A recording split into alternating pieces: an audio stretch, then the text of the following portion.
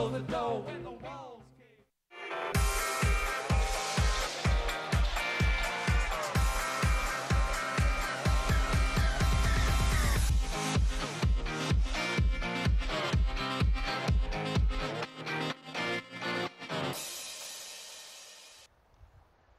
Good afternoon, everyone. Welcome to Gulfstream Park West, and welcome to the Gulfstream Park West Handicapping Show. Ron Nicoletti, along with Acacia Courtney, will be running here this week from Wednesday through Sunday, and we're starting the week off with an 8-race card with a fast main track and a firm turf course, and should be a lot of fun this week. A couple of carryovers we want to talk about in just a minute. How'd you do on your one day off?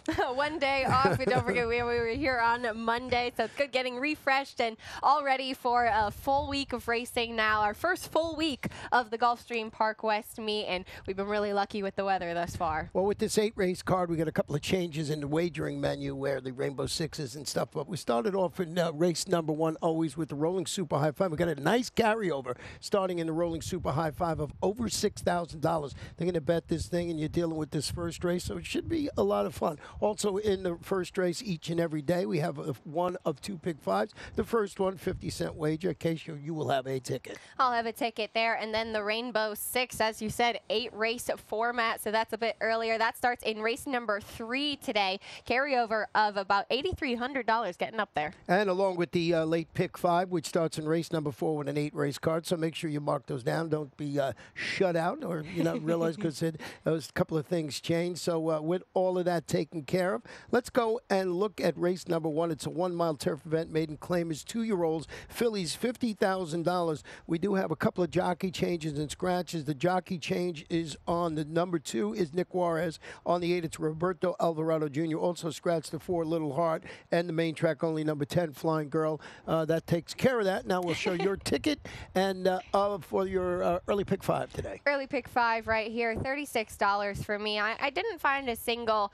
today. I thought we were talking about this before we came on air. Lots of open races, pretty evenly matched and competitive, where you can find some value for sure. The one I considered singling is in race 4 with my wish list, but I actually went too deep in there and too deep here in this opening race with the 7 and the 8. Yeah, and the number 8 horse is where I started my analysis, and I'll tell you why. This one is debuting locally today after dueling for the lead under pressure and finishing second at this level in distance across town. It's a daughter of Gone Astray. To me, it looks like the controlling speed in the opening race. If you remember, when we left here on Monday afternoon, a couple of horses did really well with speed on the turf course, so there is reason to believe that this horse might have it its own way early on. Well, I think so too, and I landed on her as well. She's coming off 2 second-place finishes, both in her 2 turf races. She's gone a mile on the turf, which certainly I think gives her a little bit of an edge here in this spot, and she's finished well in both of those. In her first race on the turf, it was a mile on the turf again. It was against $35,000 maidens, finished second, beaten about a length and a half, beaten about a length and 3/4 against $50,000 maidens. So she's shown she could be competitive at this level.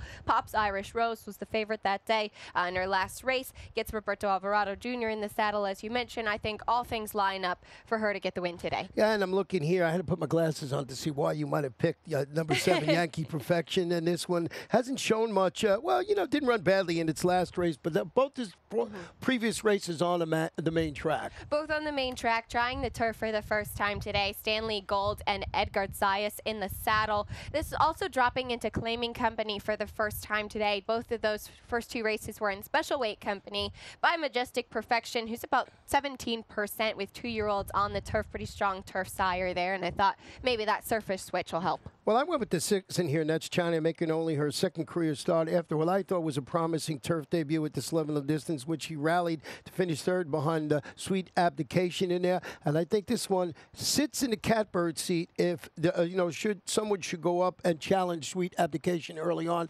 If there's a maybe a false pace duel, for a lack of a better way of explaining it, might set it up for a horse like number 6, Chania. Now we both used the number 1 in here, and that's Lost Innocence. Well, this is a first-time starter from the barn of Ralph Nix. Pretty steady on the work tab. The last few works were just kind of maintenance works, nothing that really jumps off the page.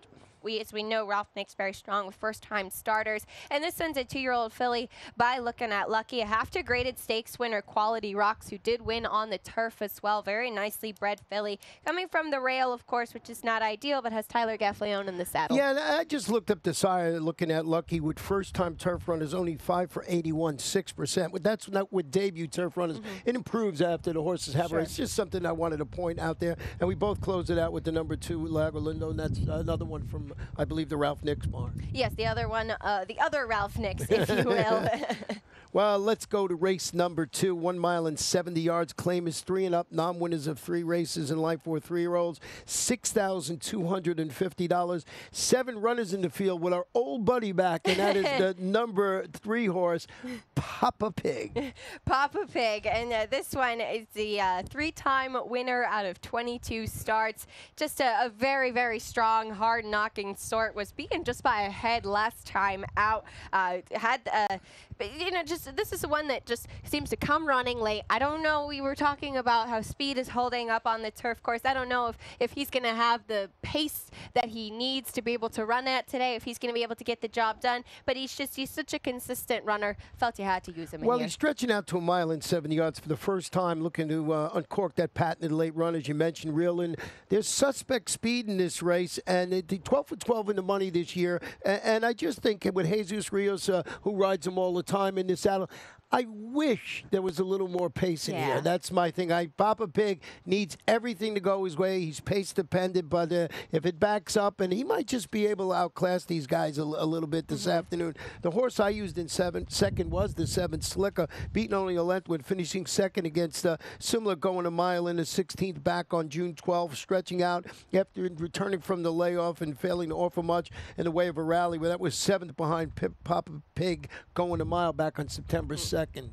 First, I believe it was, September 2nd, yeah. I didn't love that race. I ended up going with the number 2, Hat Attack, who's stretching out. Didn't seem to like the 6 furlongs last time and was just wide. It didn't have the cleanest of trips. Had a nice win prior to that and some decent turf races. Gets Tyler Gaffleone in the saddle once again, and I think the stretch out in distance for this horse will certainly be beneficial. Well, the horse I put in third, you have in fourth, Jugiton, who showed ability to dispute the pace and then draw away to win when defeating 6,252 lifetime claimers back on September 11, can turn out to be a major part of the pace when breaking from the rail. If he gets a good break and he goes out there, there's nobody really to challenge him early on. You get a horse like Papa Pig is hoping somebody goes out and challenges a horse like that. There's a lot of horses that seem to have like a stalking ability, like they like to be forwardly placed, but not necessarily on the front end. That's not necessarily the best thing for Papa Pig, but it might be good for somebody like Hugeton from the rail, or the number 5 Madrus, who might take advantage of nobody going out to the front and having this one be a bit more forwardly placed. Well, we're rooting for Papa Pig because it's a lot of fun, but he's going to have his work cut out for him this afternoon. With the 8-race format today, we take a break after race 2, and when we come back, we'll show you my Rainbow 6 ticket.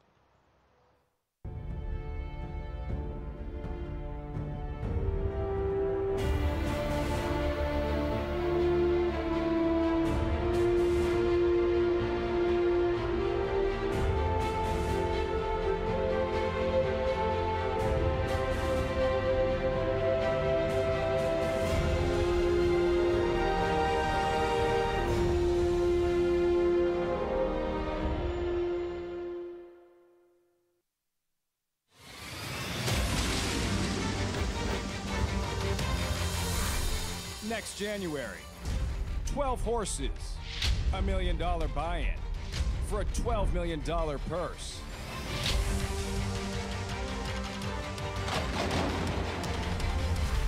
It is the world's richest race.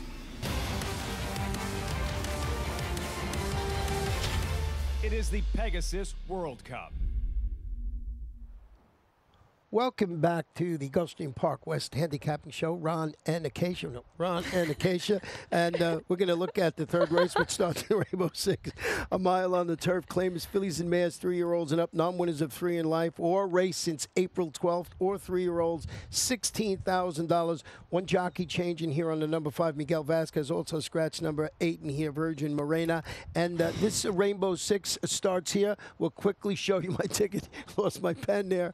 But 3 deep, 2, 3, and then you'll see in race number 6, number 1, Mr. Baker. There's a bunch of scratches in there. We'll talk about that race. I think it sets up perfectly for Mr. Baker now. 4 deep in race number 7-3, $43.20 on my ticket. And both you and I, as we talked just before we came back on the air, both ended up with the number 6, Vera's Finally, who's dropping to the 16 level after ending her summer campaign across town with a well-meant 3rd place finish against $25,000 optional condition claimers. Yeah, it was a pretty good 3rd, I thought. We're going to go back and actually show that race on August 25th for Vera's Finally. This horse is actually a 6-1 on the morning line. I don't expect that to be the case as we get to the race. She was the number 4 that day. And again, this was against $25,000 claimers. She comes through. It looks like she's trying to get through along the rail. Just a pretty tight squeeze there. Once she ends up getting running room, finally, as she's trying to get through there, she finally ends up to get through.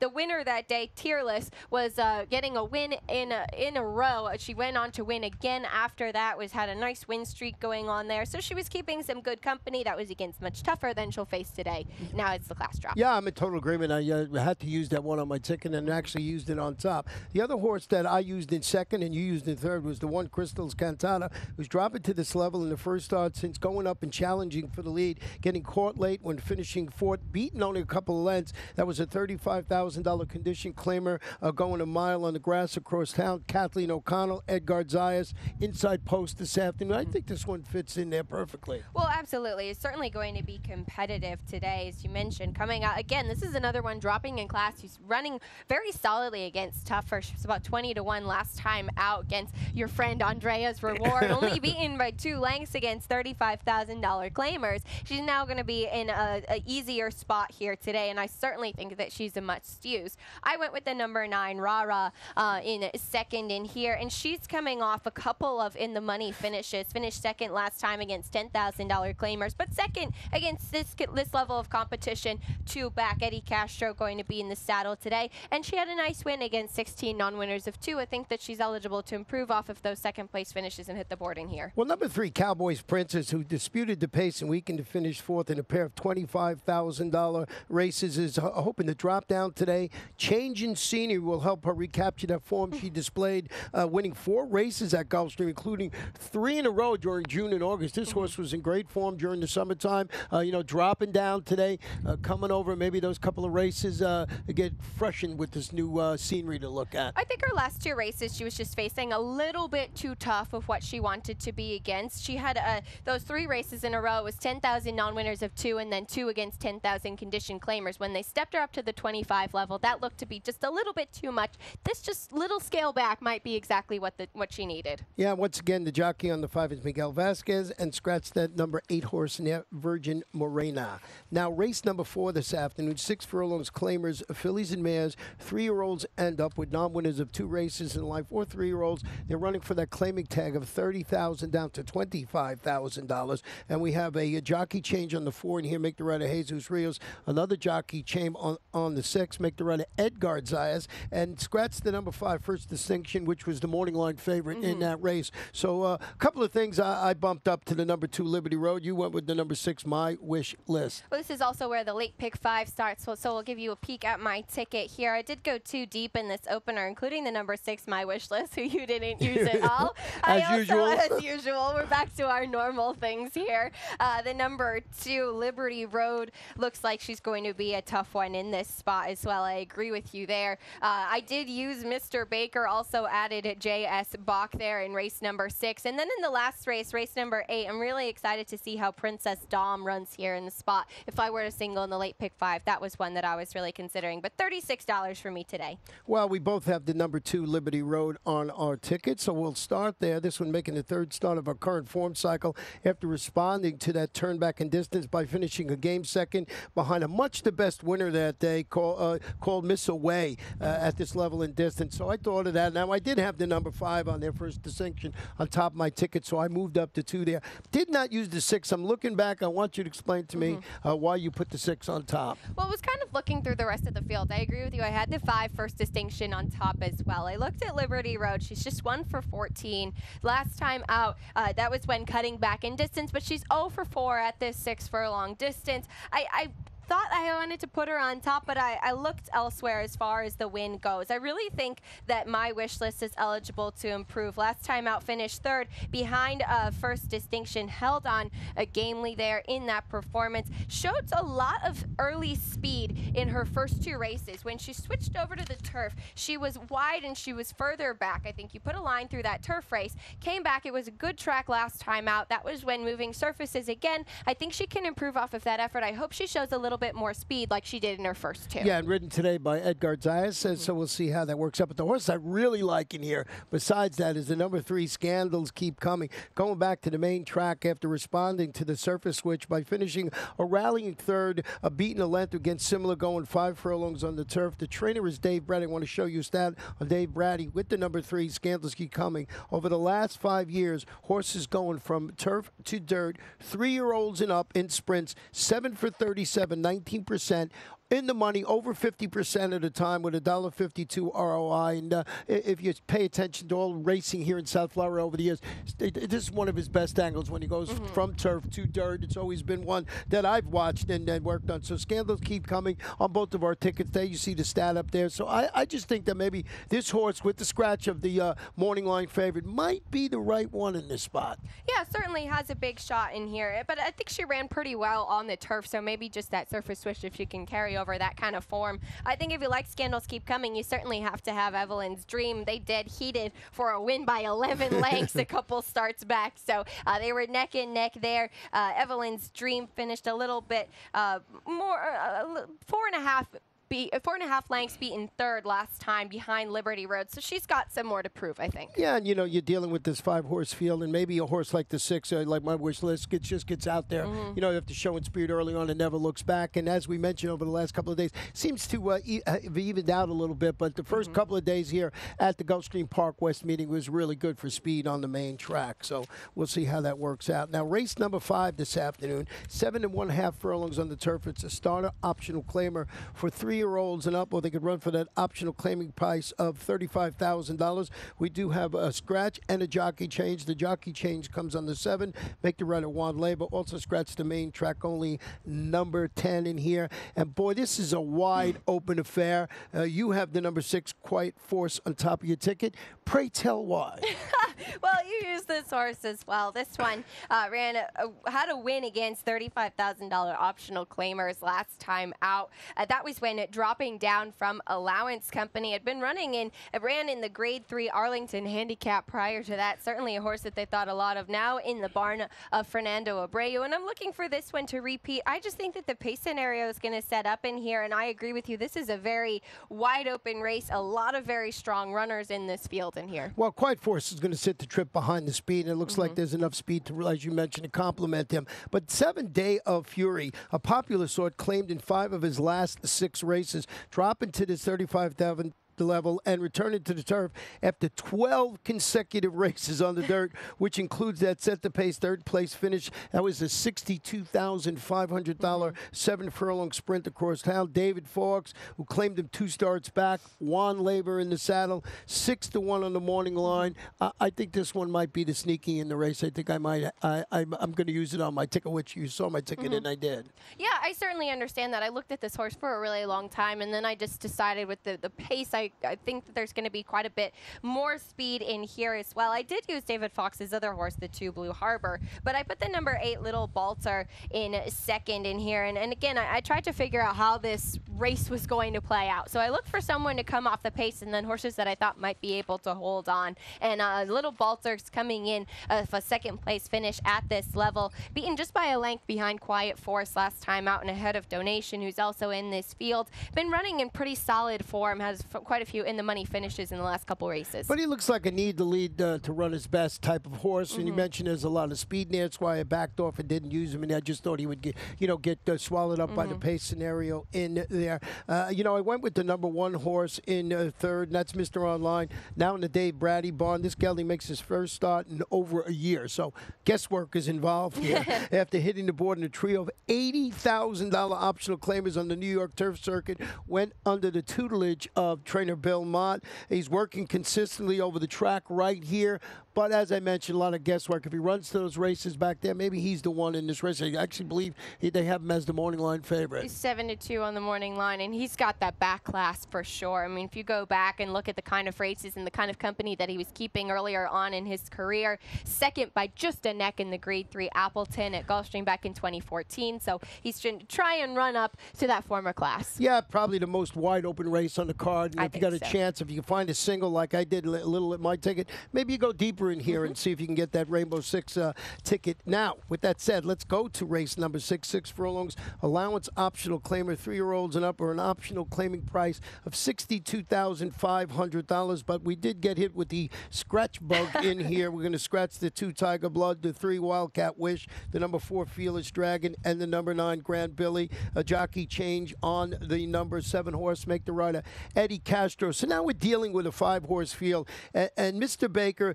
stakes winning on this track during 2014, was really impressive when he returned from an over 20-month layoff to defeat the $62,500 optional claimers. Going to go back and show you that performance. It was a couple of starts back. This is coming off a layoff. I thought this horse ran really, really well. And you're going to see Mr. Baker here. Now, he was challenged early on in this race, and he just drew off impressively. And I thought that was pretty cool after that long, long layoff that he ran that well. And you can't miss him. He's the great there in the front.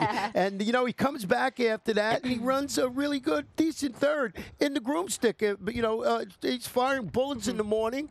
I just think he's the one to beat, especially with the scratches in this race. I like the morning work tab. He's really working fast, so I just thought he was the one. Yeah, 4th in the Groomstick last time out. He might have just bounced a little bit off of that big effort off the layoff. I agree. I think it was very impressive the way he came back. Ralph Zadie had him in very good form for the return. Been working really nicely over this track. We talk about this working at Gulfstream Park West. The numbers maybe a little bit higher, it's a little bit deep over here, and he looks like he's coming in great form. I agree with you there. He's the one to beat. I used the number 6 J.S. Bach, who does have a little bit of recency more on his side. He was beaten about 6 lengths last time out up at Saratoga, an $80,000 optional claimers. He kind of hit the gate. He didn't have the easiest race in there at all. It was not the smoothest for him, but he does have a win over this Gulfstream Park West dirt course here. Like to see that he has a win locally. Todd Pletcher, the trainer, Tyler Gaffleone going to be in the saddle. Yeah, and it's Todd Pletcher's, I believe, first starter here at the Gulfstream Park West meeting. So we'll see how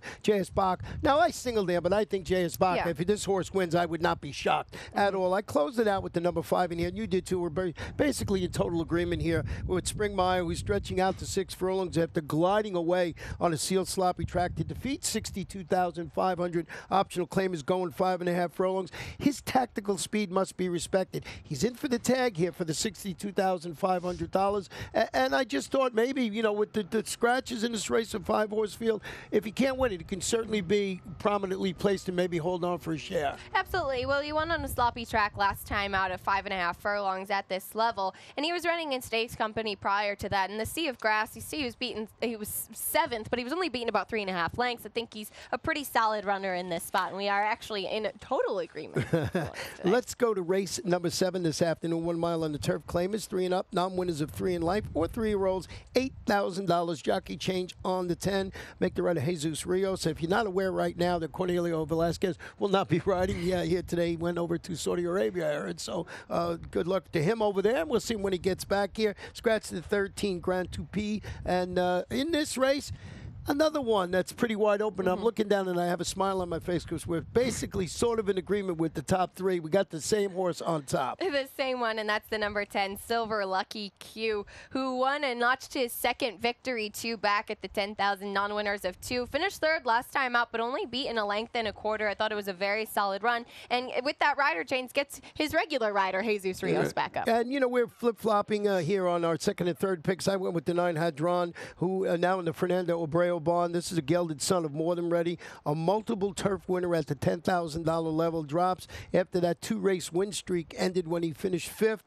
That was a 16-condition claimer last out. Apprentice Lane Luzzy, I think maybe went up a little too high last time out. Coming back, 8,000 looks to be right in his wheelhouse. Absolutely, and for all of those reasons. And then I used the number 2, Valordo, who's taken a pretty big drop in class here. Won against 10,000 non-winners of 2 and was claimed and moved over into the Joe Catanese barn. Had a couple couple of solid performance against $16,000 claimers before trying the 25 level, which was just certainly a no-go, and now he's back. It looks like, again, just with that drop in class, what might be in need. Yeah, Tyler Gaffley on riding, so that's always a plus. Race number 8 this afternoon, 5 furlongs on the turf. Maiden claimers, fillies and mares, 3 and up, $10,000. We do have some jockey changes and scratches to report in here. The jockey changes comes on the 5. The rider is John Cruz. On the number 8, it's Roberto Alvarado Jr. Scratch both AEs 13 and 14. And Princess Dom, you were talking about earlier, this horse, you had some designs on singling. Well, I think that she's really going to be in the right spot here. I want to go back and show her last race. This was back on September 15th. She finished a very good second, beaten about 2 lengths, and that was when cutting back to 1 turn. She was the number 4 that day. She was pretty well placed and then started to move and was about 3 wide on the turn as they're coming towards home. She got bumped back and forth with the number 6 in here. You'll see now they start bumping a little bit, and one goes in, one goes out, and the number 6 didn't end up continuing to run on, but Princess Dom did, and she managed to run on to second there, but she might have lost some momentum, and again, that was her first race on the turf. That was only 1 turn. I think she can really improve off of that. And, you know, she's dropping today, so that's another important thing. This one is $10,000. That was $20,000. Yep. Now, number 9, who we both have in second, My Kind of Cat, needs a little improvement on her last one. She tracked glib fractions of 21 and 4, 44 and 4 when beaten ahead. That was a 12-5 maiden test at the distance across down. Wesley Ward, 7-pound apprentice. Carlos Hernandez gets in today. The weight is 113. This one's going. Yeah, she showed a lot more early speed in her first couple starts, and then they tried taking her off the pace a little bit, which didn't seem to fare too well. She managed a couple seconds, but still hasn't gotten that winner's circle yet today. I agree. I think, especially in this field, she's got to go to the front. You went to the outside with the number 12, I'm a Tornado, and your third pick. I'm a Tornado, who's moving back over to the turf. Ran okay on the dirt last time, beaten about a length and 3/4. Had a tougher race against $20,000 maidens, but if you keep going back to the 12-5, 5 furlongs on the turf race back on August 5th, beaten only a length to be second. Well, number 7, Hot Anastasia, horse I threw and is hoping for a clean trip today. Lost all chance when she had to steady soon after the start in a recent outing against similar qualities. Mike Maker, Nick Juarez in the saddle. I think with a cleaner trip, this one could be somewhere on that, closing superfecta ticket or some, whatever you're betting this afternoon. And I threw on the number 4, Table of Elements, who's coming off of about an 11-month layoff, but taking a huge drop from maiden special weight to the 10,000 maiden claiming level. Well, that's how we see this 8-race card on Wednesday afternoon, and we're going to have a lot of fun today. Beautiful day here in South Florida. The main track is fast. The turf course is firm. We always have a lot of fun. Good luck today, everyone. What do I love about horse racing? Everything.